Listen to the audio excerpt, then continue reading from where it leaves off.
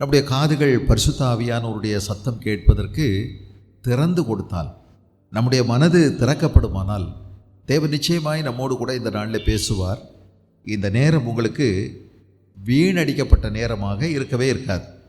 என்னோடு கூட நீங்கள் இந்த நாளிலே தேவனுடைய வார்த்தையிலிருந்து தியானிப்பதற்காக 1 பேதுரு 2ஆம் அதிகாரம், 1 பேதுரு 2வது அதிகாரம், நம்முடைய தமிழில் 3வது வசனம், ஆங்கில வேதாகமத்தில் 2வது வசனம். 3வது வசனம் என்ன சொல்லுகிறது? நீங்கள் வளரும்படி புதிதாய் பிறந்த குழந்தைகளைப் போல திருவசனமாகிய களங்கமில்லாத ஞானப்பாலின் மேல் வாஞ்சியாயிருங்கள் என்று எழுதப்பட்டிருக்கிறது. நீங்கள் வளரும்படி புதிதாய் பிறந்த குழந்தைகளைப் போல திருவசனமாகிய களங்கமில்லாத ஞானப்பாலின் மேல் வாஞ்சியாயிருங்கள். நிச்சயமாய் இதை மாத்திரம் நாம் கவனித்தோமானால் சற்று நமக்கு குழப்பம் ஏற்படலாம். ஆகவே அந்த 1-2 வசனங்களோடு கூட சேர்த்து இந்த 3வது வசனத்தை நாம் சிந்தித்தால் கொஞ்சம் கூட புரிதல் உண்டாகும். என்ன உண்டாகிறது? எப்படி இருக்க?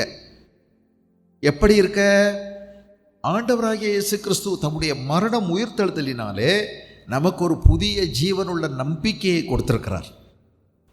இயேசு கிறிஸ்துவின் இரத்தத்தினாலே நம்முடைய முன்னோர்களால் நாம் பாரம்பரியமாய் செய்து வந்த வீணான நடத்தைகள், அதன் மூலமாய் நமக்கு ரட்சிப்பு கிடைக்கவில்லை, மனம் திரும்புதல், பாவ மன்னிப்பு கிடைக்கவில்லை. விலையேறப்பெற்ற இயேசு கிறிஸ்துவின் இரத்தத்தினாலே நமக்கு பாவ மன்னிப்பாகிய மீட்பு கிடைத்தது. நாம் புதிய பிறப்பை பெற்றோம். புதிய பிறப்பை நாம் பெற்றிருக்கின்றோம். நாம் மறுபடியும் பிறந்திருக்கின்றோம். நம்முடைய முதல் பிறப்பு இந்த சரீரத்திலே நாம் பிறந்தது பரலோகத்துக்கு போக செல்லாது. ஆகவே நாம் 2வது பிறக்க வேண்டும். நீ மறுபடியும் பிறக்க வேண்டும், மறு ஜென்மம் எடுக்க வேண்டும். இயேசுவின் இரத்தத்தினால் நீ கழுவப்பட வேண்டும். அதைத்தான் அப்படி சொல்லப்பட்டிருக்கிறது. அது மாத்திரமல்ல, அழிந்து போகிற வித்தினால் அல்ல, அழியாததும் என்றென்றைக்கும் நிலை நிற்கிறதுமாய் இருக்கக்கூடிய ஜீவனுள்ள தேவனுடைய வார்த்தையினாலே நீங்கள் மறுபடியும் பிறப்பிக்கப்பட்டீர்கள். வார்த்தை தான் வித்து, வார்த்தை தான் தேவனுடைய வார்த்தை தான் விதை. அது ஜீவனும் வல்லமையும் உள்ளது. அந்த விதை நமக்குள்ளே முளைத்தது, பலன் கொடுத்தது. ஆகவே இதுதான் மறு ஜென்மம். ஆக கிறிஸ்தவம் என்பது ஒரு மறுபடியும் பிறக்கின்ற அனுபவம்.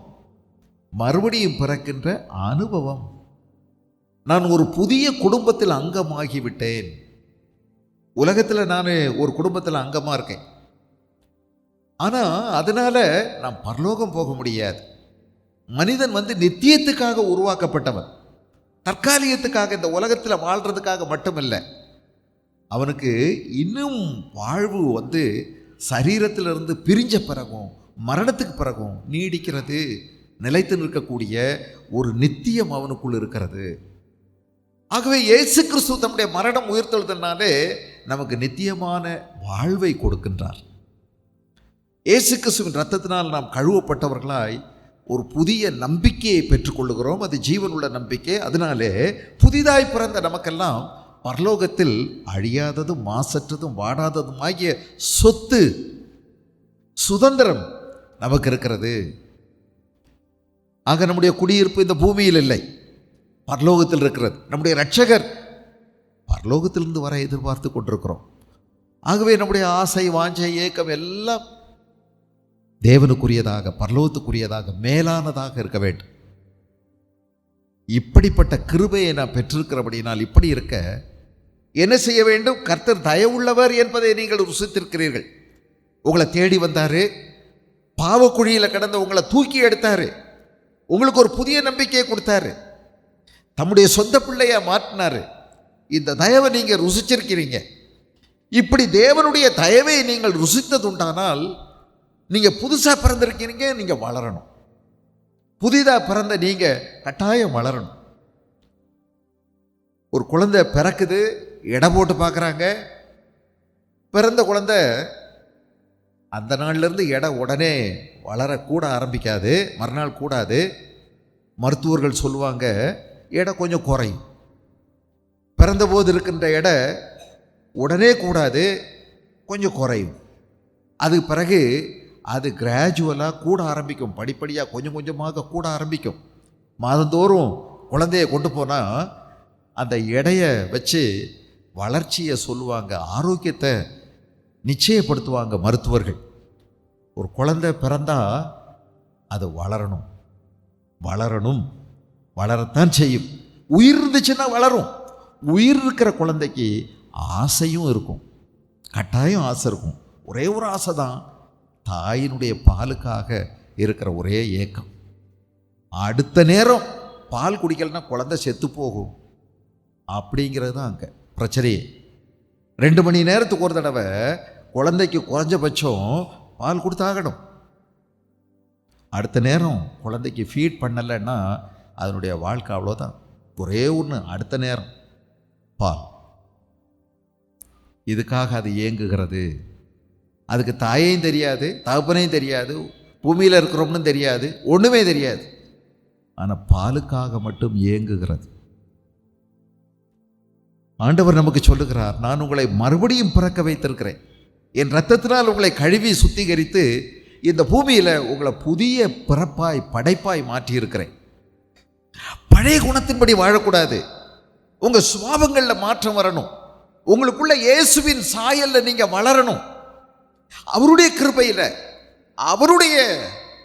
அவரை அறிகிற அறிவில், அவருடைய சத்தியத்தில், அவருடைய குணாதிசயங்களை இயேசுவை போல, இயேசுவின் சாயலில் நாம் வளர வேண்டும்.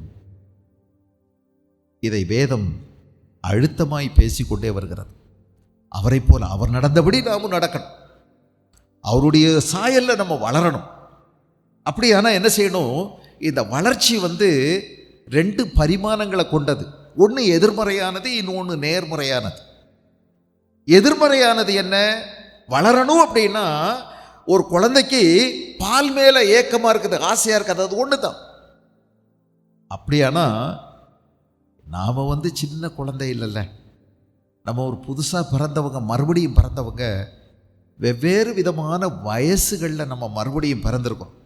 பாருங்கள், நான் ஒரு 18 வயசு சுமார் இருக்கும்.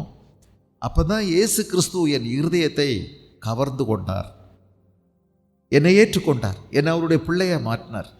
என்னுடைய 17 அல்லது 18 வருஷம் வேஸ்டாகி போயிடுச்சு. கேள்விப்பட்டேன், இயேசுவை பற்றியெல்லாம் நிறைய கேள்விப்பட்டேன். ஒரு 5-6 வயசாக இருக்கும்போது எங்கள் அப்பா அம்மாலாம் விக்கிரகங்களை வழிபட்டுக்கிட்டு இருந்தாங்க.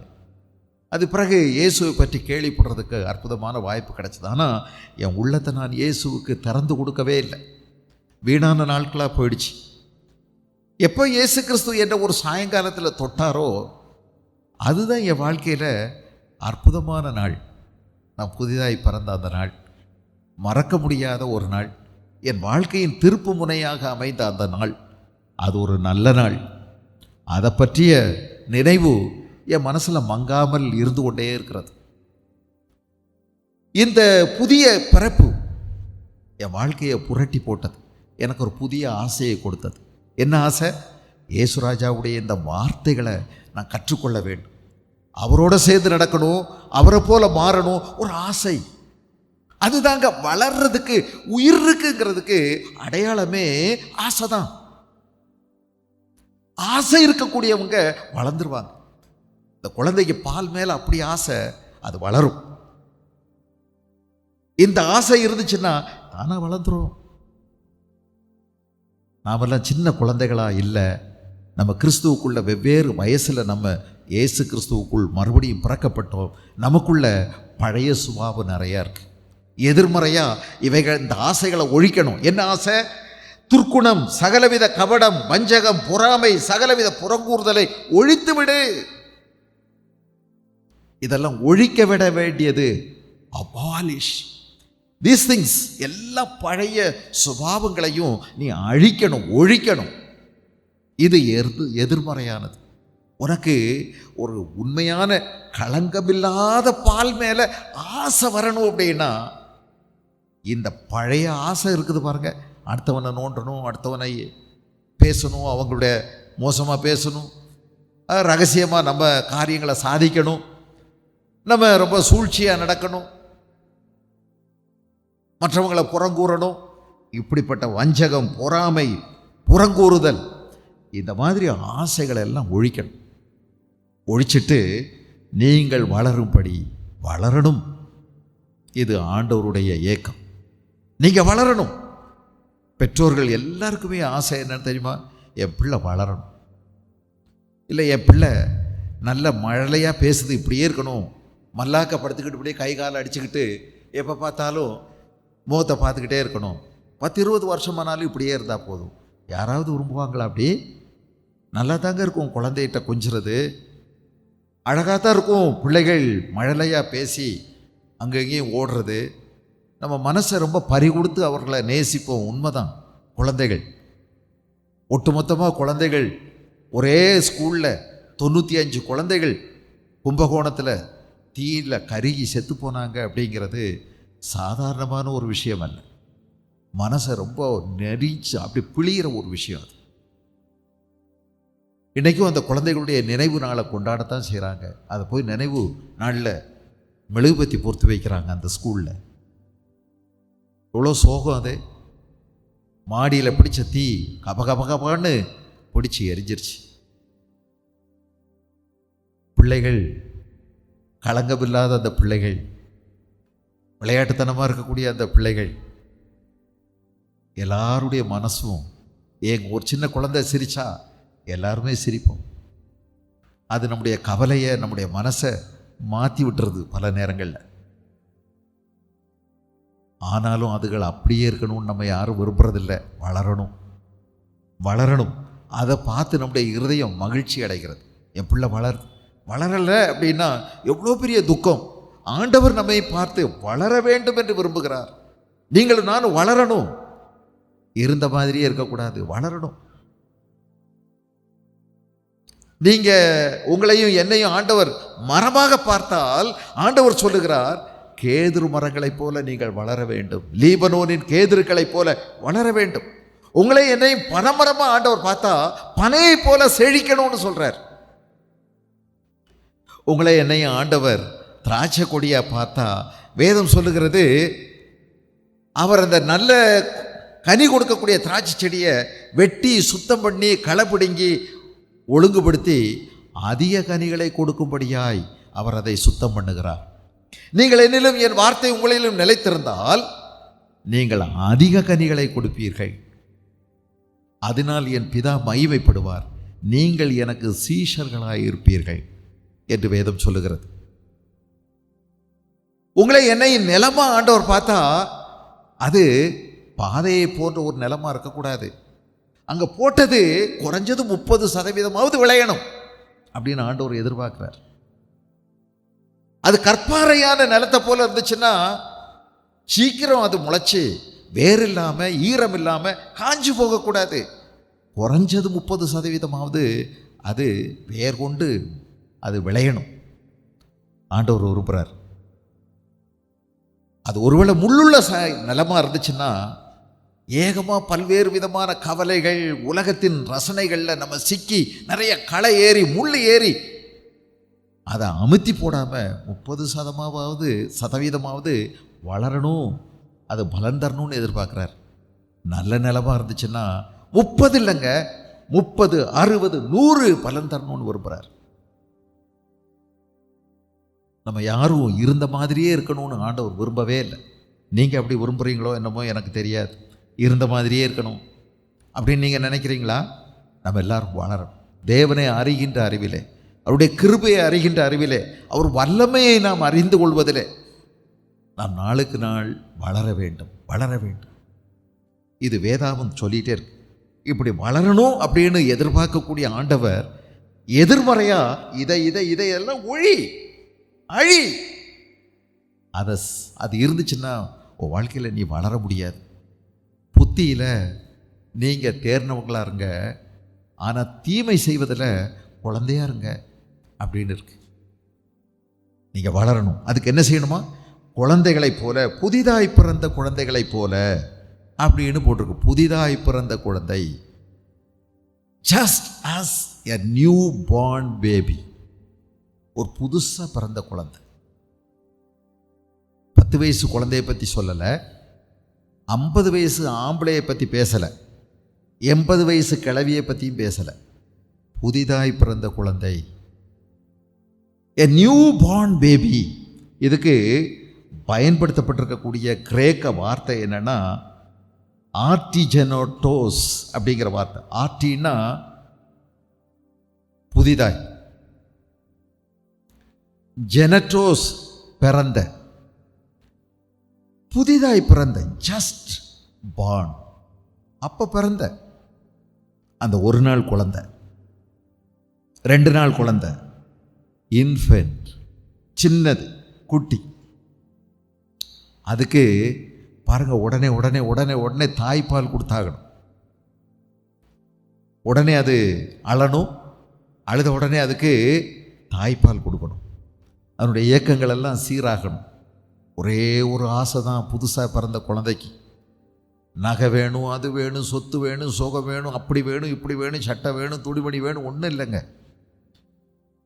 அப்பாவும் வேண்டாம், அம்மாவும் வேண்டாம், ஒன்றுக்கும் ஆசை இல்லை அதுக்கு. ஆனால் அதுக்கு ஒரே ஒரு ஆசை இருக்குது, அது அழுகுது, அதுக்கு பால் வேணும். புதிதாய் பிறந்த குழந்தையை போல அது முழுவதும், அதனுடைய வாழ்க்கை முழுவதும் எதை சார்ந்து இருக்குதுன்னு பார்த்தீங்களா? அந்த பாலில் தான், பாலுக்காக சார்ந்திருக்கு. பால் தாங்க. அடுத்த நேரம் பால் கொடுக்கல, அவுட்டு. பாலை சார்ந்து இருக்கிறது ஒரு குழந்தை. நீங்களும் நானும் அப்படி இல்லை. நம்ம பர்கர், பீஸா, அப்புறம் நிறையா இருக்குல்ல, ஃபாஸ்ட் ஃபுட் நிறையா இருக்குது, விதவிதமாக இருக்குது நமக்கு சாப்பாடு. இது இல்லைன்னா அது, அது இல்லைன்னா இது. நம்ம குடிக்கிறதுக்கு நிறையா இருக்கு, நிறைய விதவிதமாக இருக்குது. ஆனால் புதுசாக பிறந்த குழந்தைக்கு அது முழுவதும் அதனுடைய வாழ்க்கை சார்ந்திருப்பது எல்லாமே பால் மட்டும்தான்.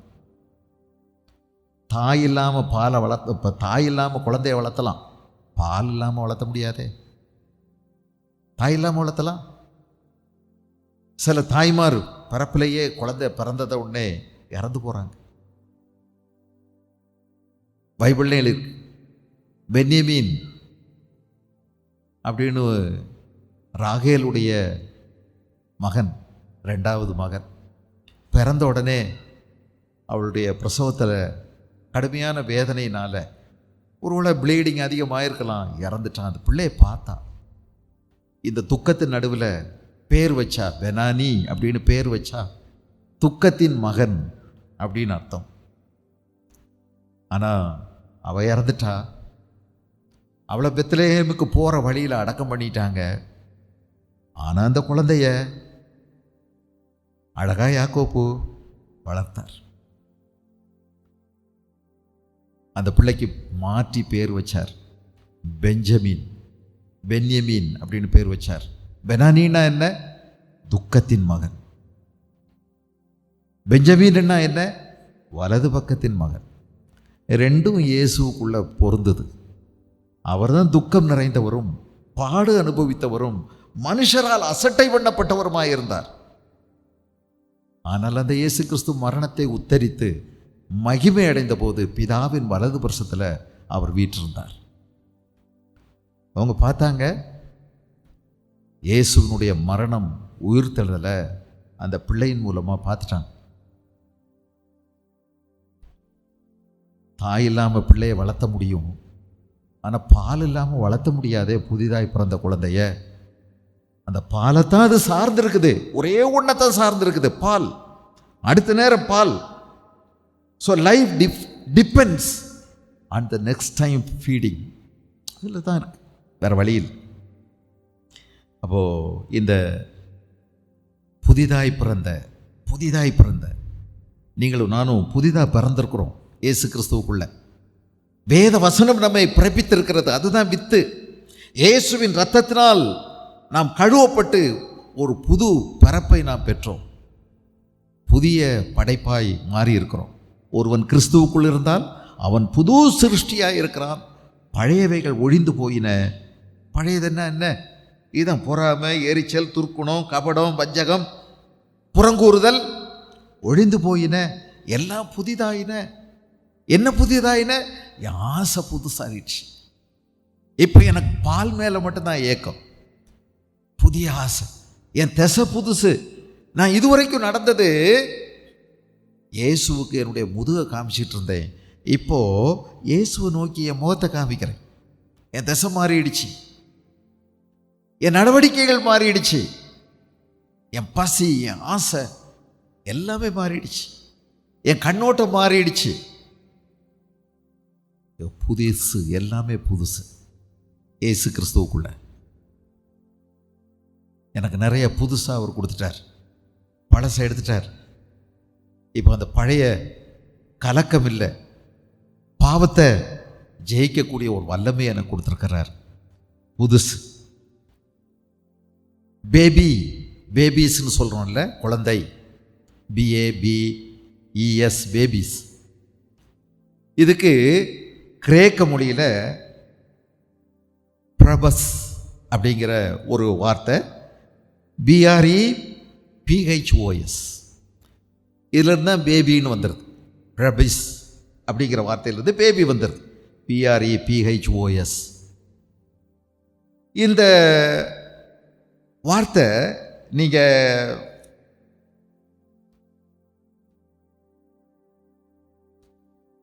காரணம் என்னன்னா, நாம் புதிய படைப்பாய் பிறந்திருக்கிறோம், குழந்தையாக பிறந்திருக்கிறோம். 3வது வசனத்தில் 1:3 நீங்கள் கவனிச்சிங்கன்னா, 1:3-4 நம்முடைய கர்த்தராகிய இயேசு கிறிஸ்துவின் பிதாவாகிய தேவனுக்கு ஸ்தோத்திரம் உண்டாவதாக. அவர் இயேசு கிறிஸ்து மரித்தோலிருந்து எழுந்ததினாலே அழியாததும் மாசற்றதும் வாடாததுமாகிய சுதந்திரத்திற்கு ஏதுவாக ஜீவனுள்ள நம்பிக்கை உண்டாக்கும்படி தமது மிகுந்த இரக்கத்தின்படியே நம்மை மறுபடியும் ஜனிப்பித்தார்.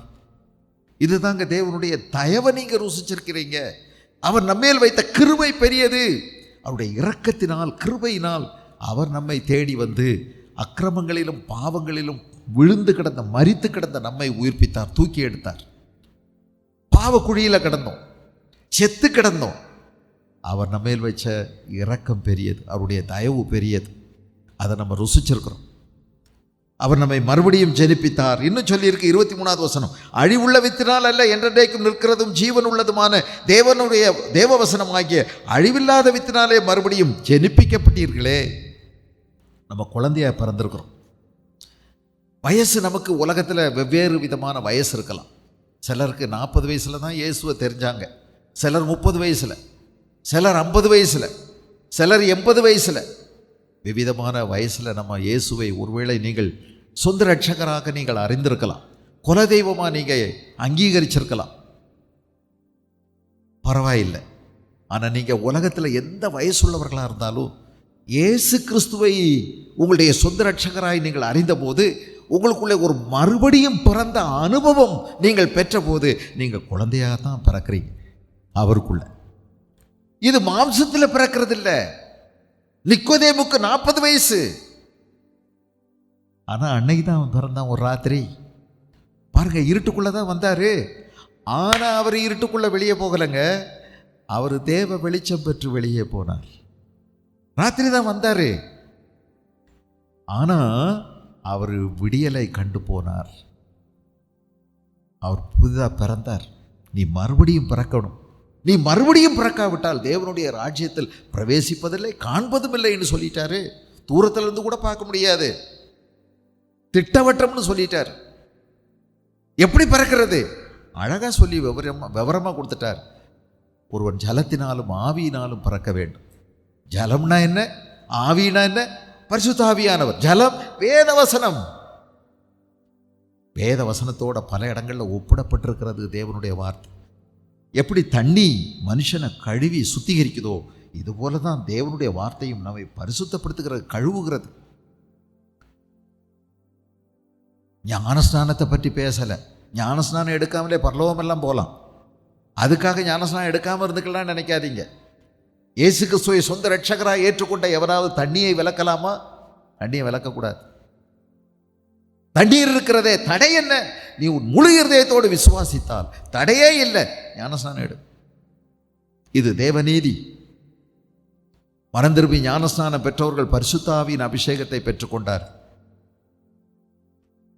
உனக்கு ஞானஸ்நானம் எடுக்கிறதுக்கு வாய்ப்பு இல்லாமல் இருந்துட்டா பரவாயில்லை.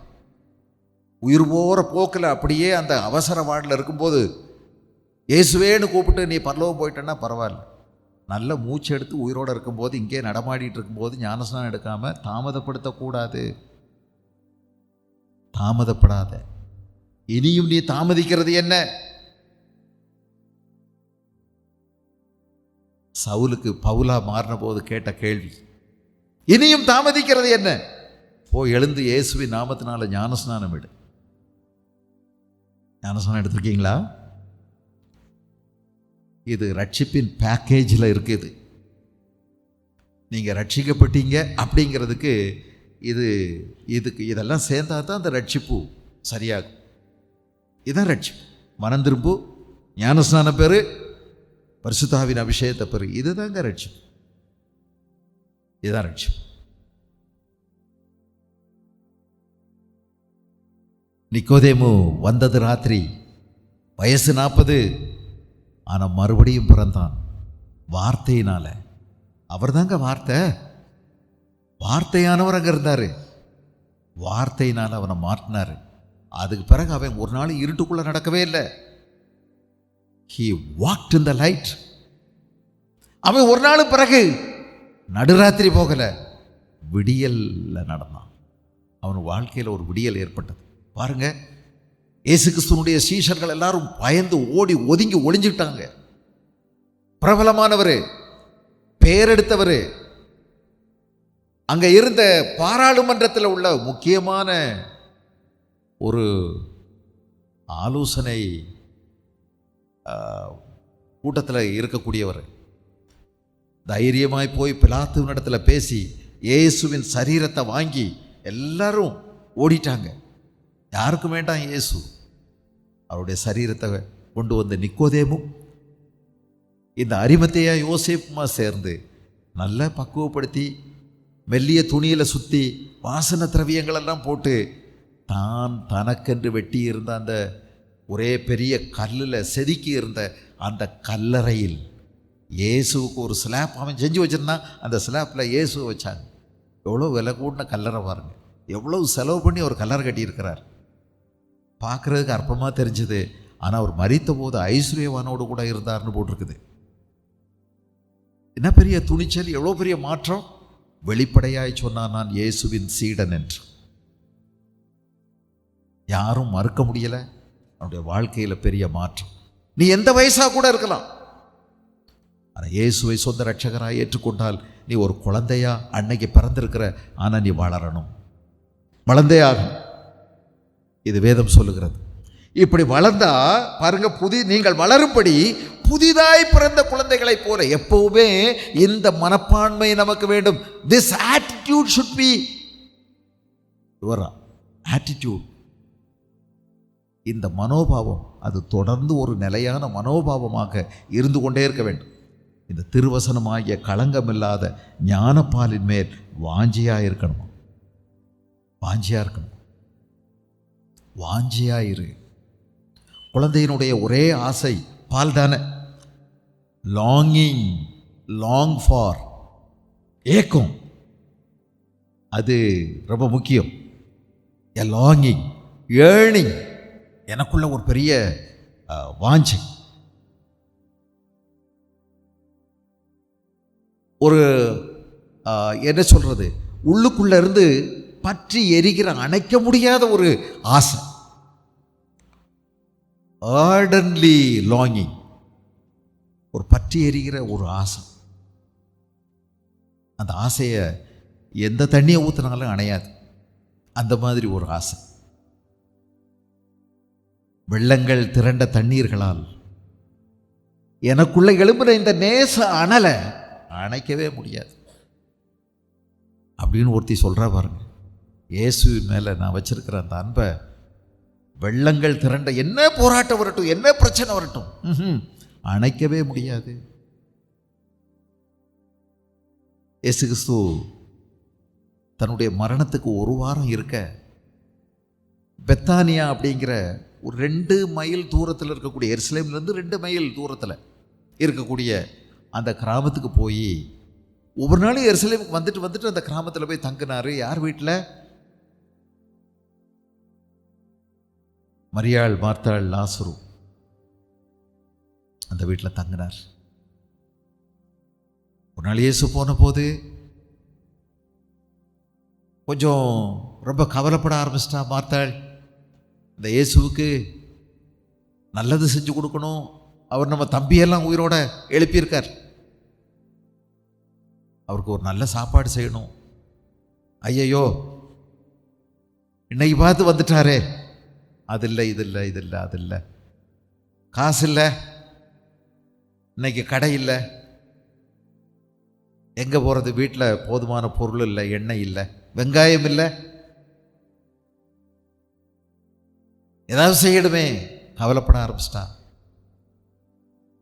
அதை புரட்டி இதை புரட்டி, அதை உருட்டி இதை உருட்டி, இருந்த காசு சில்லற எல்லாத்தையும் எடுத்துகிட்டு போய் அதை வாங்கி இதை வாங்கி கொண்டு வந்து சேர்த்தான். ஒத்தையில் வேலை செய்ய வேண்டியதாக இருக்கு. வெங்காயத்தை ஒத்தையில் சுத்தம் பண்ணுறான். கூட்டம் அதிகமாக வந்துக்கிட்டே இருக்கு. இயேசுவும் 12 சீடர்கள்னா கூட பரவாயில்ல. இப்போ இயேசு வந்த உடனே நிறைய பேர் வந்துடுறாங்க. சாப்பிட்ற நேரத்தில் நீங்கள்லாம் போங்க, நாங்கள் சாப்பிடணும் அப்படின்னு சொல்ல முடியாது. ஒரு 50 பேருக்காவது செய்யணும் போல இருக்கே.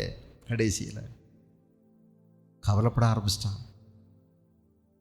கண்ணெல்லாம் எரியுது, தண்ணி வடியுது, பூண்டு வேற இருக்குது, இஞ்சி வேற சுரண்டணும், பச்சை மிளகாய் வெட்டணும், ஐயோ அதை செய்யணும் இதை செய்யணும், அரிசி கழுவணும். ஒத்தையில் எவ்வளோ நேரம் தான் செய்கிறது. பார்த்தா எதிர்பார்த்தா வரல. தங்கச்சி கேட்டுக்கிட்டே இருக்கிறா, பேசிக்கிட்டே இருக்கிறான். அவர் விடலாம்னாலும் இவா விட்ட பாடில்லை. இன்னொரு கேள்வியை கேட்குறான். அவளால் சகிக்க முடியலை. ஒரு நேரம் பாஞ்சா பாருங்க, இயேசு முன்னாடி ஒரு கையில் கத்தி, இன்னொரு கையில் கரண்டி.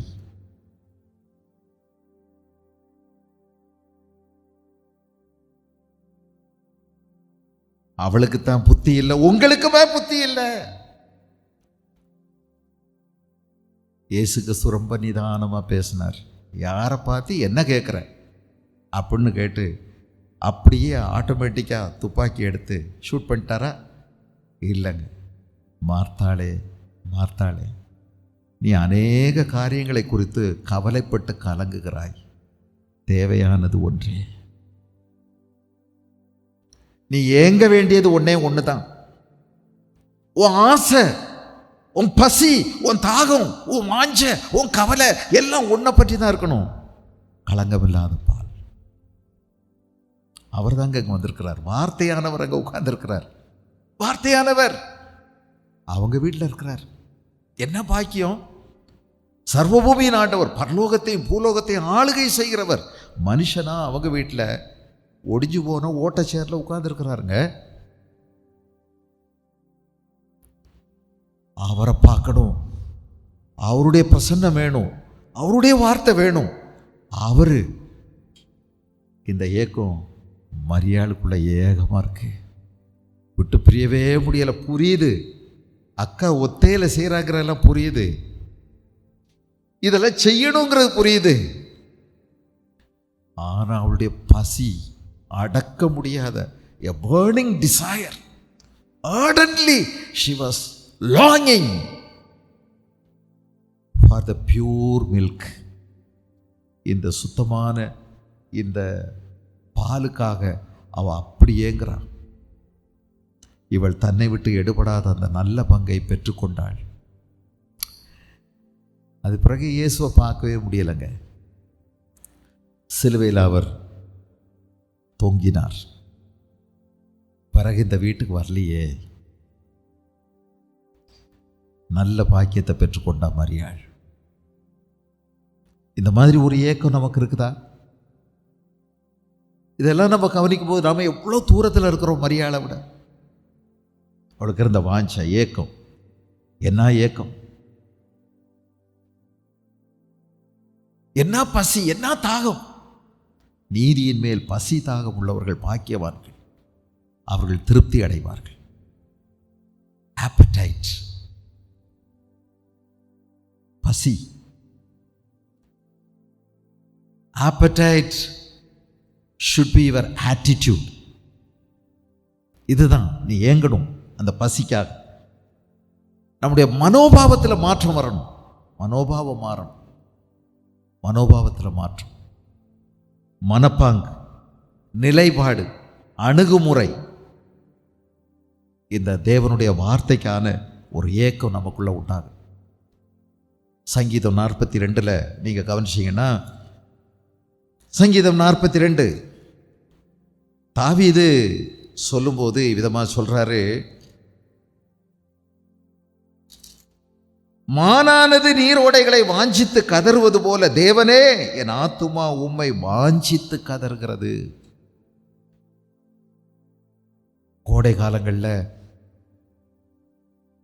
கானகங்களுக்குள்ள காடுகளுக்குள்ள தண்ணி வத்தி போயிடும். அப்போ ஏக்கம் வரும், தண்ணி குடிக்கணும். எல்லா மிருகங்களுக்கும் தண்ணி தாகம் எடுக்கும், தண்ணீருக்காக ஏங்கும். தண்ணி எல்லாம் வத்தி போச்சு, நீரோட ஓட எல்லாமே வத்தி போச்சு, தேங்கி கிடக்கிற இடமெல்லாம் போச்சு. தாகத்தினால அது கடந்து கதறும், கத்தும், கனைக்கும். மான்கள் நீரோடைகளை வாஞ்சித்து கதறுவது போல. தூரத்தில் பார்த்தா அங்கே ஏதோ மினுமினு மினுமினுன்னு தெரியும் அந்த மான்களுடைய கண்ணுக்கு. ஓ, அதோ தண்ணி இருக்குது அப்படின்னு நினச்சி ஓடும்போது அங்கே போனால் தண்ணி இருக்காது. இன்னும் கொஞ்சம் தூரத்தில் பார்த்தா இன்னும் கொஞ்சம் தூரத்தில் மினுமினு மினுமினுன்னு தெரியும். அதை நோக்கி ஓடும், கதறி கதறி ஓடும். அதுவும் தண்ணியாக இருக்காது, கானல் நீர். கோடை காலங்களில் சில நேரம் கதறி கதறி உயிர் போயிடுதுங்க. அதுக்கு மானானது நீரோடைகளை வாஞ்சித்து கதறுவது போல என் ஆத்துமா உம்மை வாஞ்சித்து கதறுகிறது. என் ஆத்துமா தேவன் மேல், ஜீவன் உள்ள தேவன் மேலேயே தாகமாயிருக்கிறது. நான் எப்பொழுது தேவனுடைய சன்னதியில் வந்து நிற்பேன்? அதுதாங்க ஏக்கம். நான் எப்போ ஆண்டவருடைய சமூகத்துக்கு வருவேன்? நமக்கு ஏக்கமெல்லாம் எப்போ செல்போனை எடுத்து நான் பார்ப்பேன்.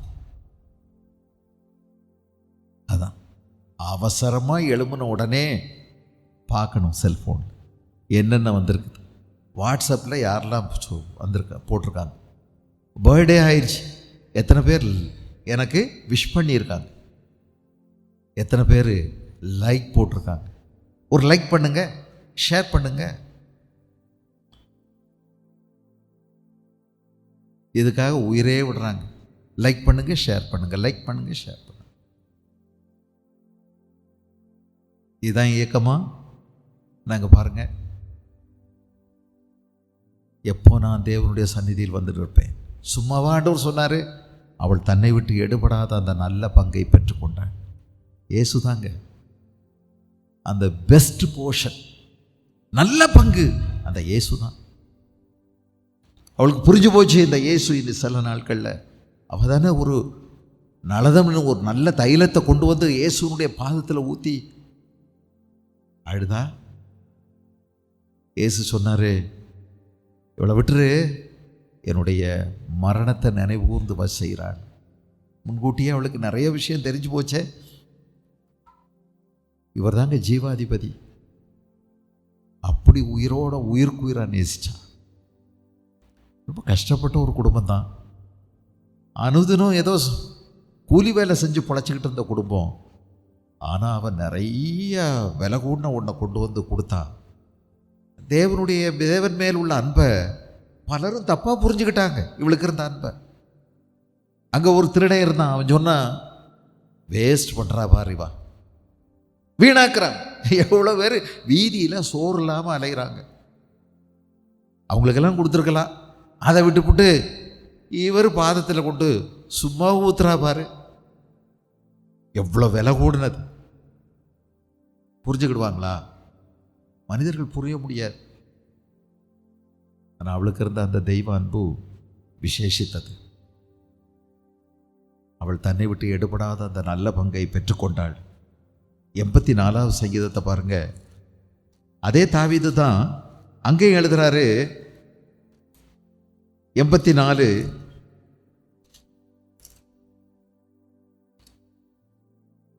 சேனைகளின் கர்த்தாவே, உமது வாசஸ்தலங்கள் எவ்வளவு இன்பமானவைகள்.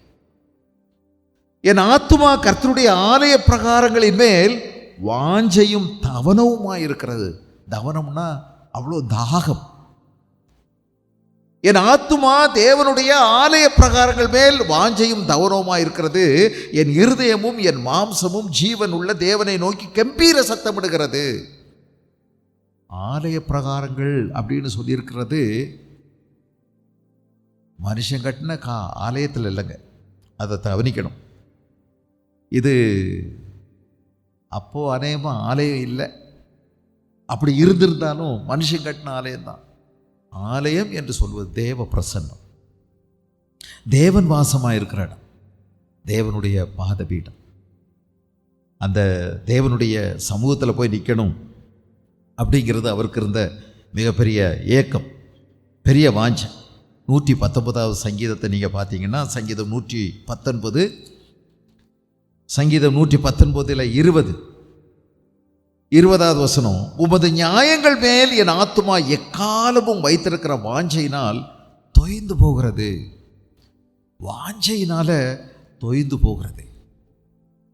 அவ்வளவு வாஞ்ச, அணைக்க முடியாத ஒரு வாஞ்சை, அவ்வளவு ஆசை. நீங்கள் புதிதாய் பிறந்த குழந்தைகளைப் போல வாஞ்சையாக இருங்கள், வாஞ்சையாக இருங்கள். நம்ம இன்றைக்கி எப்படி கேட்கணும் ஆண்டவர்கிட்ட? ஆண்டவரே, இங்கே வாசிக்கக்கூடிய தேவ மனிதர்களைப் போல ஒரு துளி கூட எனக்கு அந்த அனுபவம் இல்லையே, எனக்கு இப்படியெல்லாம் இல்லையே. இந்த வாஞ்சை எனக்கு தாங்க, இந்த ஆசை எனக்கு தாங்க. இந்த வாஞ்சை வரணும்னா ஒழிக்க வேண்டியது நிறைய இருக்கு. ஒழிக்க வேண்டியதை ஒழிக்காம வளர வேண்டிய இந்த ஆசை வளராது, வளரவும் முடியாது, வாஞ்சையும் வளராது. ஒழிக்கிறதுக்கு தயாராக இருக்கிறோமா? ஒழியுங்கள். புரியுதா நான் சொல்கிறது? ஒழிக்க வேண்டியது என்ன உங்கள் வாழ்க்கையில்? இப்படி ஒரு வாஞ்சை உங்கள் இருதயத்தில் வளரணும் அப்படின்னா ஒழிக்க வேண்டியது நீங்கள் எதை விடணும்னு பாருங்கள். ஒவ்வொருத்தருக்கும் ஒவ்வொன்றா இருக்கலாம். அது என்னன்னு பார்த்து அதை ஒழிச்சா ஆசை வளரும். ஆண்டவர் இருதயத்தை நிச்சயமாக நிரப்புவார். 131வது வசனம், அதே 119 131, உம்முடைய கற்பனைகளை நான் வாஞ்சிக்கிறபடியால் என் வாயை ஆ என்று திறந்து அவைகளுக்காக ஏங்குகிறேன். உம்முடைய கற்பனைகளை நான் வாஞ்சிக்கிறபடியால் ஆன்னு ஏங்குறேன். எப்போ ஆண்டவருடைய சத்தம் கேட்க முடியும்? எப்போ சர்ச்சுக்கு போகணும்? ஞாயிற்றுக்கிழமை. ஆனால் நமக்கு அப்படி இல்லை. கல்யாணத்துக்கு கூப்பிட்டுருந்தா போதும், ஒரு சோவாரி வந்து நீங்கள் வந்துடுங்க அப்படின்னு ஒரு கல்யாண லெட்டர் கொடுத்தா போதும், பத்திரிக்கை வச்சுட்டா கூப்பிட்டுருக்காங்க, நான் உடனே போயாகணும். ஐயோ, ஞாயிற்றுக்கிழமை வர்றதெல்லாம் ஞாயிற்றுக்கிழமையாக இருக்குது.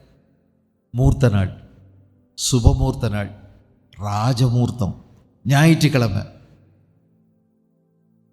அந்த சொங்கி கூப்பிட்டான்னு சொல்லி உடனே எல்லாத்தையும் விட்டுட்டு ஓடிடுறீங்களே. என்ன வாஞ்ச நமக்கு? பிரியாணி சாப்பிட்ற வாஞ்ச. நிறைய பேரை பார்த்து நல்லா இருக்கீங்களா, நல்லா இருக்கீங்களா, நாசமாக போகல, நல்லா இருக்கீங்களா, இதே கேட்குறது தான் வேலையா? என்னங்க வாஞ்ச? ஞாயிற்றுக்கிழமை அப்படி வந்துட்டா நீங்கள் எதை தேர்வு செய்கிறீங்க? எதை தெரிஞ்செடுப்பீங்க? ஆலய பிரகாரம் நமக்கு இல்லை. அதை ஒரு சந்தர்ப்பம் வச்சு ஓடுறதுக்கு தான் பார்க்குறோம். எங்கிட்ட பொண்ணு பார்க்க கூப்பிட்டாங்க, பத்திரிக்கை அடிக்க கூப்பிட்டாங்க, சொந்தக்காரங்க வந்திருக்காங்க. இன்னைக்கு ஆண்டவருக்கு தெரியும், ஆராதனையை கேன்சல் பண்ணிடலாம்.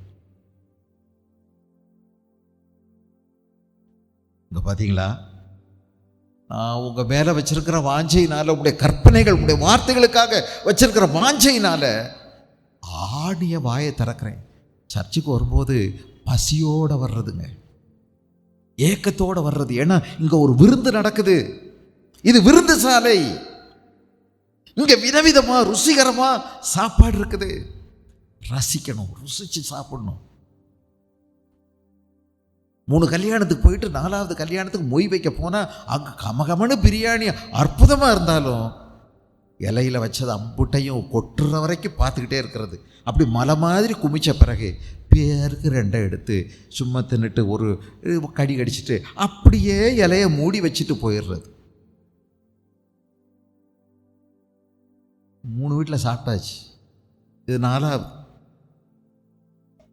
இப்படி ஒரு பானை வயிறு, பிளாஸ்டிக் வயிறு, பலூன் வயிறு, இப்படிப்பட்டவங்களுக்கு இங்கே வந்தால் என்ன இருக்கும்? எல்லாம் முடிச்சு ஆராதனை கடைசியில் வந்த ஆமேன் அப்படின்னு சத்தமாக சொல்கிறதுக்கு வந்தா கடைசியில் ஒரு ஆசீர்வாதம் சொல்லுவார்ல, அது அப்படியே தலைமையில் வந்து டொம்முன்னு விழும். வாங்கிட்டு போயிடலாமா? இப்படி வர்றவங்களுக்கு என்னங்க இஷ்டப்படும்? அதை 10 வீட்டில் சாப்பிட்டாச்சு, அதனால் பேர் அப்படியா, ஓ இந்த வசனம் இங்கே தான் இருக்கா, நான் தேடிக்கிட்டே இருந்தேன், இன்னைக்கு சொல்லிட்டார், பரவாயில்ல, ரைட்டு ரைட்டு ரைட்டு, நல்லா இருக்குது பிரசங்கம், சரிங்க ஐயா, போயிட்டு வார். என்னங்க உங்களுக்கு ருசிக்கும்?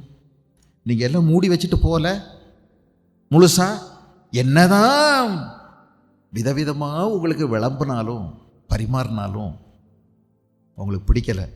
அப்படி ஏழையோட மூடி வச்சுட்டு நீங்கள் எழுப்பி போகிறீங்க. பசி இருந்தால் தானே, பசி வர்றதில்லை. ஏன்னா நீ விட வேண்டியதை விடுறதே இல்லை. நீ வேற எதையோ கெட்டியாக பிடிச்சிருக்க, உன் பசியே வேற. உன் பசி ரகசியமாக என்கிட்டயாவது பேசலாமா? செல்ஃபோனில் ஒளிச்சு பேசலாமா? சேட் பண்ணலாமா? இப்போவும் செல்ஃபோனில் தான் பார்க்குறீங்களா?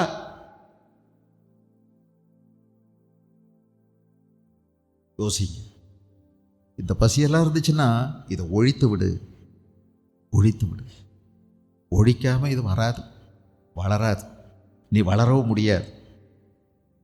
என்ன கிரேவிங் நமக்குள்ள வேணும், கிரேவ், பெரிய வாஞ்ச, பைத்தியக்காரத்தனமா ஒரு ஆசை நம்மளை பிடிச்சிக்கணுமா, ஒரு பைத்தியமா இருக்கணுமா? அது எது மேல? தேவ வசனத்து மேல கிரேவிங், பைத்தியக்காரத்தனமான ஒரு ஆசைங்க. அதைத்தான் பற்றி பேசியிருக்கு. சும்மா சாதாரண ஆசையை பற்றி பேசலை. இது அவ்வளவு முக்கியமானது. நான் யோசிக்கிறேன், யோபுன்னு ஒரு மனுஷன், அவனுடைய 10 பிள்ளைகளும் ஒரே நாள் செத்து போச்சு. தானும் தன்னுடைய மனைவியும் எவ்வளோங்க அழ முடியும்? எப்படி அழ முடியும்? எவ்வளோ நேரம் அழ முடியும்? எவ்வளோ அழ முடியும்? ஒவ்வொரு பிள்ளைகளுக்கும் அழ எப்படி முடியும்? எத்தனை நாள் வச்சிருக்க முடியும்? 24 மணி நேரத்தில் இடிஞ்சு செதஞ்ச உடம்புங்க. வீடு அப்படியே, அந்த மாளிகை 4 பக்கமும் காற்றடிச்சு ஒத்துன்னு விழுந்து, திட்டமிட்டு முகத்தில் நெஞ்சில் பெரிய பெரிய கற்கள் விழுந்து செதஞ்ச சடலங்கள் 10. அந்த பிள்ளைகளுடைய நிலைமை எல்லாம் இரத்தமாக ஒழுகி. இப்படியா நடக்கணும் ஒரு தேவனுக்கு பிரியமாக நடக்கிற ஒரு மனுஷனுக்கு? அப்படி நடந்துச்சு. ஊரெல்லாம் பேசிக்கிட்டாங்க, எவ்வளோ பெரிய துன்மார்க்கனோ தெரியலை, கடவுள் பார்த்து இப்படி செஞ்சிட்டார்ல, அப்போ இவன் பெரிய கொடுமையானவன், கொடியவன், முப்பிறவியில் என்னெல்லாம் செஞ்சானோ தெரியாது, இப்போ கடவுள் போட்டு பார்த்துட்டார். அழுது கொண்டு போய் ஒரே குழியில் 10 பேரையும் அடக்கம் பண்ணாங்களே. சுனாமி அடிச்சிருச்சே அவனுடைய வீட்டில். அவனுடைய சொத்து சம்பத்து எல்லாம் காலியாக போச்சே. கடைசியில் மனுஷன் விரும்புகிறதே சுகந்தானங்க, ஆரோக்கியம். சொத்தே ஆரோக்கியம் தான். கடைசியில் இந்த ஆரோக்கியம் ஒன்று போச்சுன்னா என்ன ஆகுறது? எல்லாம் போய் ஆரோக்கியம் இருந்தால் பரவாயில்ல, சரி கை கால் இருக்குது, உழைச்சி பிழைச்சிக்கலாம். நம்ம 10 விரல் தான் மூலதனம், இதை வச்சு நம்ம ஏதோ ஒன்று செஞ்சுக்கலாம். வடை கூட சுட்டு விற்கலாம், சமோசா செஞ்சு கூட விற்று பிழைக்கலாம். வழியே இல்லைன்னா கையேந்தி கூட நிற்கலாம் வழியில் துண்டை விரிச்சு. அதுக்கும் வழி இல்லையே. உடம்பெல்லாம் கவிச்சு அடிக்குது, சாப்பிட முடியலை, விழுங்க முடியலை, வாயெல்லாம் புண்ணு, குளிக்க முடியலை, அழுறான், சொரியிறான், அரிப்பு நிற்கவே மாட்டேங்குது. இந்த நேரத்தில் இப்படியும் இந்த மனுஷனை ஆண்டவர் மேலே நம்பிக்கையோடு கொண்டு போனது என்ன அப்படிங்கிறது எனக்கு ஒரு பெரிய அந்த ரகசியத்தை புரிஞ்சுக்கிட நான் ஆசைப்பட்டேன். என்ன எழுதியிருக்கு தெரியுமா? யோபின் புஸ்தகம் 23வது அதிகாரம் 12வது வசனத்தில் அதனுடைய ரகசியம் எழுதியிருக்கு. யோபு 23:12 அங்கே எழுதியிருக்குது, அவர் உதடுகளின் கற்பனைகளை விட்டு நான் பின்வாங்குவதில்லை. அவனை இப்படி கொண்டு போனது என்ன? இவ்வளவு சோகத்தின் profound loss. ஐயோ, ஒருத்தன் இழக்கக்கூடாததுக்கு மேலே இழந்துட்டான். நான் பின்வாங்குவதில்லை. அவருடைய வாயின் வார்த்தைகளை எனக்கு வேண்டிய ஆகாரத்தை பார்க்கலும் அதிகமாய் காத்து கொண்டேன். எதுங்க யோபு இந்த சிக்கல்லையும் இந்த கஷ்டத்திலையும் இந்த கொடுமையான வேதனையிலையும் எல்லாத்தையும் பறி கொடுத்த பிறகும் கடவுளை விட்டு பிரியாம அவனை காத்து கொண்டது என்ன? உம்முடைய உதடுகளின் கற்பனைகளை நான் விட்டு பின்வாங்குவதில்லை. அவனுக்குள் ஒரு வல்லமை இருந்துச்சுங்க. அது தேவ வார்த்தை என்னும் வல்லமை. அவருடைய வாயின் வார்த்தைகளை எனக்கு வேண்டிய ஆகாரத்தை பார்க்கலும் அதிகமாய் காத்து கொண்டேன். What a longing it was. What a great craving. A desire. A passion. தேவன் மேலே அவ்வளோ வாஞ்சியாக இருந்தாராம். அது ஒன்று தான் கடைசியில் அவரை பிடியா நிப்பாட்டிக்கிட்டு இருந்துச்சு. உபாகமத்தின் புஸ்தகம் உபாகமம் 32 நீங்கள் கவனிக்க வேண்டிய ஒரு வார்த்தை, எனக்கும் இது கண் திறப்பாக தான் தெரிஞ்சது. இந்த உபாகமம் 32 46வது வசனத்தை பாருங்க. 46 அவர்களை நோக்கி மோசே இந்த வார்த்தைகளை எல்லாம் இஸ்ரவேலர் யாவருக்கும் சொல்லி முடித்த பின்பு அவர்களை நோக்கி மோசே சொல்றாரு, நல்லா கவனிங்க, இந்த நியாயப்பிரமாண வார்த்தைகளின்படியெல்லாம் உங்கள் பிள்ளைகள் செய்யும்படி கவனமாக இருக்க நீங்கள் அவர்களுக்கு கற்றுக் கொடுக்கும்படி நான் இன்று உங்களுக்கு சாட்சியாய் ஒப்புவிக்கிற வார்த்தைகளை எல்லாம் உங்கள் மனதில் வையுங்கள். நீங்க இது தெரிஞ்சது அப்படின்னா 10 தடவை கேட்பீங்க, படிச்சியா? படி படி. ஹோம்ஒர்க் செஞ்சியா? ஏல ஹோம்ஒர்க் செய்யலை. உங்களுக்கு கோபமாக வரும். அங்கேருந்து வரும்போது ப்ராக்ரஸ் ரிப்போர்ட்டை பார்ப்பீங்க, அங்கே கொடுப்பாங்க. அதில் உங்கள் பிள்ளை 2ல் ஃபெயிலு, 3ல் ஃபெயிலு, 1ல் முட்டை. உங்கள் மனசு எங்கே இருக்குதுன்னு பாருங்கள். உங்களுக்கு உலகத்தில் கலெக்டர் ஆகணும், கலெக்டருக்கு பிஏ ஆகணும், இல்லை அந்த போஸ்டிங் வேணும், இந்த போஸ்டிங் வேணும். ஆனால் அவன் தேவனுக்கு பிள்ளையாக இருக்கணும்னு நீங்கள் கற்றுக் கொடுப்பீங்களா? எழுதியிருக்கு பார்த்தீங்களா? அவனுக்கு கர்த்தருக்கு பயப்படுற பயத்தை கற்றுக் கொடுப்பீங்களா? மோசே தெரியும், வரக்கூடிய இந்த உலகம் நிறைய விஷயங்களில் போட்டு மனசை குழப்பி அறிவில் பெருகிக்கிட்டு போகும். ஆனால் நீ ஒன்று செய்யணும், இந்த நியாயப்பிரமாண வார்த்தைகளின்படியெல்லாம் உங்கள் பிள்ளைகள் செய்யும்படி கவனமாக இருக்க நீங்கள் அவர்களுக்கு கற்றுக் கொடுக்கும்படி நீ முதலாவது அதை மேன்மையாக எண்ணாதானே மற்றவங்களுக்கு கற்றுக் கொடுப்ப, உன் பிள்ளை கற்றுக் கொடுப்ப. நீ அதை மேன்மையாக எண்ணு. உங்கள் பிள்ளைகள்கிட்ட கேளுங்க, இன்னைக்கு பைபிள் படிச்சியா, ஜெபம் பண்ணியா? அது போதுமுங்க, வேற எதை பற்றியும் நீங்கள் கவலைப்படாதீங்க. முதலாவது தேவனுடைய ராஜ்யத்தை அவருடைய நீதியையும் தேடுங்கள், அப்பொழுது இவைகளெல்லாம் உங்களுக்கு கூட கொடுக்கப்படும். கேளுங்க உங்கள் பிள்ளைகள்கிட்ட, வசனத்தை படிக்க சொல்லுங்க. ஹோம்ஒர்க் செய்யாட்டி கூட நேரம் இல்லைன்னா பரவாயில்ல, நேரம் இருந்தால் செய்யணும். நேரம் எங்கே போகுது அவங்களுக்கு? நேரம் இருந்தால் செய்ய வேண்டியது தான். ஆனால் நீங்கள் கேட்க வேண்டியது தான், வசனம் படிச்சியா? இன்றைக்கி ஒரு மனப்பாட வசனம் படிச்சியா? அந்த காலண்டரில் டெய்லி ஒரு வசனம் இருக்குது, அதுக்கு தான் அந்த காலண்டரில் போட்டிருக்குது.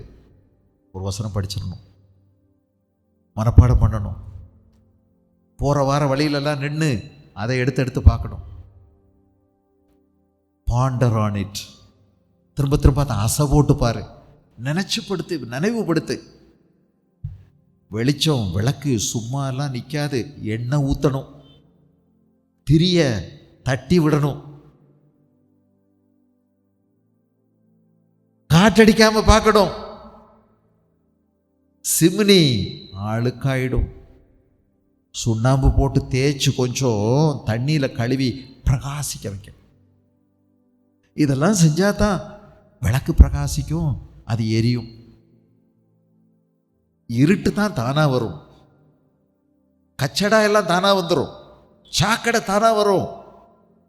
தேவனுடைய வார்த்தை அப்படி வராது. வாஞ்சித்தா தான் வரும். இந்த ஏக்கம் இருந்தால் தான் வரும், இந்த வாஞ்சை இருந்தால் தான் வரும். அதுக்கு அடுத்து என்ன சொல்கிறார் பாருங்க. உங்களுக்கு நான் சொல்ல விரும்பினது, எனக்கு இது கண் வெளிச்சமாக தெரிஞ்சது, கண்ணை திறக்கிறதா இருந்துச்சு. 47, இது உங்களுக்கு வியர்த்தமான காரியம் அல்லவே. இது உங்களுக்கு வியர்த்தமான காரியம் அல்லவே. நீங்கள் என்ன எழுதிட்டீங்க? பக்கத்தில் எழுதி வச்சுக்கிடுங்க. இது வீணான காரியம்னு நினைக்காத, இது ஒரு வேஸ்ட்ன்னு நினைக்காத. எது எது தம்பி வேஸ்ட்ன்னு நினைக்காத? எதை வேஸ்ட்ன்னு நினைக்காத? வேத வசனத்தை படிக்கிறது, கற்றுக்கொள்றது, இருதயத்தில் பதிக்கிறத வேஸ்ட்ன்னு நினைக்காத. Never think it's a vain thing. இது ஒரு வீணான காரியம் நினைக்காத. இதுவே உங்களுக்கு உயர்த்தமான காரியம் அல்லவே. இது உங்கள் ஜீவனாயிருக்கிறது. ஹலோ, திரும்ப வாசிங்க நீங்க. இது உங்களுக்கு ஜீவனாயிருக்கிறது. இது ஒரு வேஸ்ட்ன்னு நினைக்காத. இது நான் படித்தேன். இது உனக்கு ஜீவனாயிருக்கிறது. இது உனக்கு ஜீவன். தேவனுடைய வார்த்தை உனக்கு ஜீவன். மனுஷன் அப்பத்தினால் மாத்திரமல்ல, தேவனுடைய வாயிலிருந்து பிறக்கும் ஒவ்வொரு வார்த்தையினாலும் பிழைப்பான். இது உனக்கு ஜீவன். இதுதான் உயிர். உயிரா நேசி, உயிரை போல நேசி. தினசரி வேத வசனத்தை வாசி. இது ஒன்று தான் இந்த உலகத்தில் களங்கமில்லாத ஞானப்பால். களங்கமில்லாத ஞானப்பால், பியூர் மில்க், அன்அடல்ட்ரேட்டட் மில்க். கலப்பில்லாதது இந்த வேத வசனம் தான். இது மேலே நீ வாஞ்சையும் தவனவுமா இருந்தனா உன்னை யாரும் சீக்கிரத்தில் தேவனுடைய சமூகத்தை விட்டு பிரிக்க முடியாது. தேவனுடைய முழு ஆலோசனையிலிருந்து உன்னை பிரிக்க முடியாது. இது உனக்கு ஜீவனாக இருக்கிறது. வேதம் சொல்லுகிறது, தேவனுடைய வார்த்தை ஜீவனாக இருக்கிறது. யோசித்து பாருங்க. என் ஜீவனாகிய கிறிஸ்து. இந்த வேத புஸ்தகம் என்ன தெரியுமா? நீ ஒரு சொப்பனத்துக்காக காத்திருக்காத, ஒரு சத்தம் பரலோகத்திலிருந்து வரும் உனக்கு வரும்னு கேட்டு காத்திருக்காத. இதுதாங்க வார்த்தையானவர். வார்த்தையானவர் உன் வீட்டில் இருக்காரு. வாசி, அவர் சத்தம் கேளு. இவர் தான் வார்த்தையானவர். நீ படிக்கும்போது அவர் வார்த்தையானவர், அவருடைய சத்தம் கேளு. இது வெறும் வார்த்தை இல்லை. இந்த எழுத்துக்களுக்கு பின்னாடி வார்த்தையானவர் இருக்கிறாரு. நீ அவரை உற்றுப்பார். உன் கண்ணுக்கு தட்டுப்படுவார். உன் தப்பிதங்களை அவர் உனக்கு வெளிப்படுத்துவார். நீ அவரை பார்ப்ப, அவரை ரசிப்ப, அவரை போல நீ மாறுவ. உனக்கு நாளுக்கு நாள் மறுரூபம் சம்பவிக்கும். மறுரூபம்ங்கிறது கடைசியாக ஒரு நாள் பரலோகத்துக்கு போன பிறகு இல்லை. இங்கே இருக்கும் போதே நாளுக்கு நாள் உன் மனம் புதிதாக்கப்படுகிறதுனாலே மறுரூபமாவீர்கள். From one degree of glory to another degree of glory. ஒரு மகிமையிலிருந்து இன்னொரு மகிமைக்கு நீ தாண்டுவ போவ. எழுதியிருக்குதுங்க. தேவனுடைய மகிமை உள்ள பிரகாசிக்கும். ஆண்டவர்கிட்ட என்னை கேட்க மாட்டீங்களா? எனக்கு இந்த வாஞ்சியை தாங்க ஆண்டவரே, ஆசை. எனக்கு என்னென்னமோ ஆசையெல்லாம் இருக்குது. கொஞ்சம் பணம் வந்தா ஒரு அரப்பவன் நகை வாங்கலாமா, அதை செய்யலாமா, இதை செய்யலாமா, என்ன ஆசை. நகை மேலே, துணி மேலே பைத்தியமாக இல்லை. நம்ம பிள்ளைக்கு சேர்த்து வைக்கணும், அதை செய்யணும், இதை செய்யணும், சொத்தை வாங்கணும், இதெல்லாம் ஆசைப்படும் போது எங்கள் ஆண்டவரை எங்கே தள்ளி விட்டுருக்கீங்க? அவர் நம்முடைய ஜீவன், என் ஜீவனாகிய கிறிஸ்து. இது உனக்கு ஜீவன். மோசே தான் சொன்னார். நான் இதை படிக்கும்போது என் கண்ணில் திரும்ப பார்த்தேன். ஐயோ, நான் இதுவரைக்கும் முன்னால் இதை அவ்வளோ கவனிக்கலையே. ஆஹா, இது உனக்கு ஜீவன். இதை வியர்த்தமான காரியம் நினைக்காத. பைபிள் படிக்கிறது வேஸ்ட்ன்னு நினைக்காத. எல்லாம் எனக்கு தெரியும்னு நினைச்சு ஒதுக்காத. இது வியர்த்தனமான காரியம் அல்ல. இதுதான் உன் வாழ்க்கையில் பிரயோஜனமான விஷயத்தை நீ செய்கிற. தன்னை விட்டு எடுபடாத ஒன்று நீ எடுக்கிற. எல்லாம் அழிஞ்சு போயிட்டோம். நீ படித்த சர்டிஃபிகேட்டு அழிஞ்சு போயிடும். நமக்கு சில நேரங்களில் ஒரு தீ பிடிச்சதுன்னா பணமெல்லாம் எரிஞ்சு போயிடுது, படித்த சர்டிஃபிகேட் எரிஞ்சு போயிடுது, சொத்து எரிஞ்சு போயிடுது, எல்லாம் போயிடுது. ஆனால் உன்னை விட்டு ஒரு நாள் எடுபடாதது உன் பைபிளை கூட கையில் இருந்து பிடுங்கலாம். உனக்குள் இருதயத்தில் எழுதப்பட்ட அந்த வார்த்தைகள் இருக்குதில்ல, யாராலையும் எடுக்க முடியாது, யாராலையும் எடுக்க முடியாது. 14 வருஷம் ரிச்சர்ட் உம்ப்ராண்டுங்கிற மனுஷன் சீனாவில் சிறைச்சாலையில் அடைபட்டு கிடந்தார். அவருடைய பைபிளெல்லாம் பிடுங்கிட்டாங்க, ஒன்றுமே இல்லை. ஆனால் அந்த மனுஷன் சந்தோஷமாக இருந்தார். அவருடைய கழிவுகளை அவரையே சாப்பிட வச்சு கஷ்டப்படுத்தினாங்க. அவருடைய மலத்தை அவர் சாப்பிடணும், அவருடைய சிறுநீரை அவர் குடிக்கணும். ஆனால் அவர் சந்தோஷமாக இருந்தார். அவரை தாங்கி ஏந்தி தூக்கி சுமந்து கொண்டு போனது யார் தெரியுமா? இந்த ஜீவனாகிய வேதவசனம், ஜீவனாகிய கிறிஸ்து. விட்டு விலகவே இல்லை, பிரியவே இல்லை. வெளியே வந்தார். அதுக்கு முந்தி 14 வருஷத்துக்கு முந்தி இருந்த மகிமையை விட அதிக மகிமையோடு அவர் வெளியே வந்தார். யோசித்து பாருங்க, நாம் எப்படி, நம்முடைய ஆசைகள் எங்கே இருக்கு, வாஞ்சை எங்கே இருக்கு? இது களங்கமில்லாத ஞானப்பால். அந்த வார்த்தை இருக்குது இல்லை, அந்த களங்கமில்லாத ஞானப்பால். ஒரே வார்த்தை போட்டிருக்கு. அது என்னை ஆச்சரியப்படுத்திச்சு. எதுக்கு ஒரே வார்த்தை போட்டிருக்கு? அந்த 1வது 2வது வசனத்தில் இருக்குது பாருங்கள். 1 பேதுரு 2ஆம் அதிகாரத்தில் இந்த கபடம் அப்படின்னு ஒரு வார்த்தை இருக்குது பாருங்க. கபடம், சகல துர்க்குணத்தையும் சகலவித கபடத்தையும் அப்படின்னு போட்டிருக்கு பாருங்க. கபடம், டோலஸ்ன்னு நான் சொன்னேன்னா, டோலஸ் அப்படிங்கிற வார்த்தை சொன்னேன். கபடம் என்பதற்கு டோலஸ் என்ற வார்த்தை பயன்படுத்தப்பட்டிருக்கிற கிரேக்க மொழியில். இப்போ களங்கமில்லாதங்கிறதுக்கு என்ன வார்த்தை போட்டிருக்கு தெரியுமா? அடோலஸ் அப்படின்னு வார்த்தை போட்டிருக்கு. அப்படின்னா இல்லாத,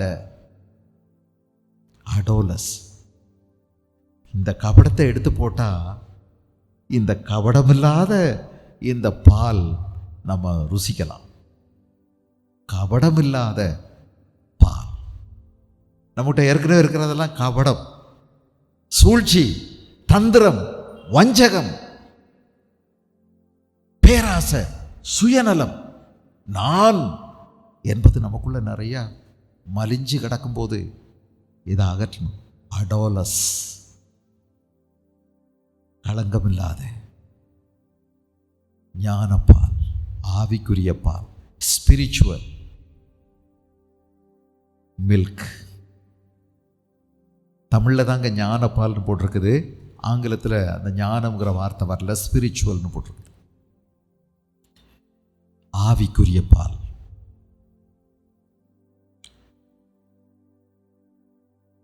எனக்கு சொல்கிறதுக்கு நிறைய தான் இருக்குது. நமக்கு நேரம் இல்லை, குறுகிருச்சு. தேவன் நமக்கு ஒரு ஆசையையும் தாகத்தையும் பசியையும் நமக்குள்ளே கொடுத்தாருன்னா எவ்வளோ நல்லா இருக்கும்.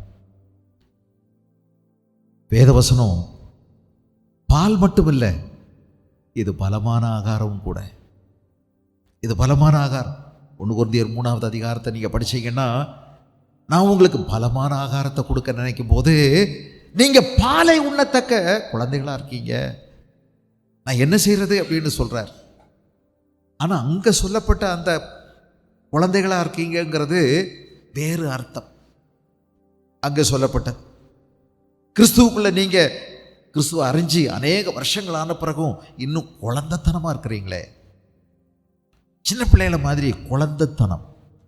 அவன் அடிச்சிட்டான், இவன் கிள்ளிட்டான், இவன் கடிச்சிட்டான், என்னை மண்ணளி போட்டான், முடிய பிடிச்சி இழுத்துட்டான், இப்படியெல்லாம் சொல்லிட்டு இருக்கீங்களே, நான் எப்படி உங்களுக்கு பலமான ஆகாரத்தை கொடுக்கறது அப்படின்னு கேட்குறார். வேதவசனம் பால் மட்டுமல்ல, பலமான ஆகாரம் கூட. இது ஆண்டவர் நம்ம கொடுத்துருக்கிற ஒரு கைவிளக்கு. இது ஆண்டவர் நமக்கு கொடுத்துருக்கக்கூடிய வானத்திலிருந்து இறங்கின ஜீவ அப்பம். இது கண்மலையை பெயர்க்கக்கூடிய சம்மட்டி. இது நமக்கு ஆண்டவர் கொடுத்திருக்கிற ஆவிக்குரிய பட்டயம். நிறைய எழுதியிருக்கு வேதவசனத்தில். யோசித்து பாருங்க, இந்த வேதவசனம் இதை நம்ம ஆர்வத்தோடு படிக்கிறோமா? இதுக்குள்ளே தான் எல்லாமே தெய்வ ரகசியம் இருக்கு. நான் என்னுடைய மகத்துவங்களை அவர்களுக்கு எழுதி கொடுத்தேன். வேத வசனத்தின் மகத்துவங்களை அவர்களுக்கு எழுதி கொடுத்தேன். அவர்களோ அதை அந்நிய காரியமாய் எண்ணினார்கள். ஓசியாவில் எழுதியிருக்கு, அந்நிய காரியமாய் எண்ணினார்கள்.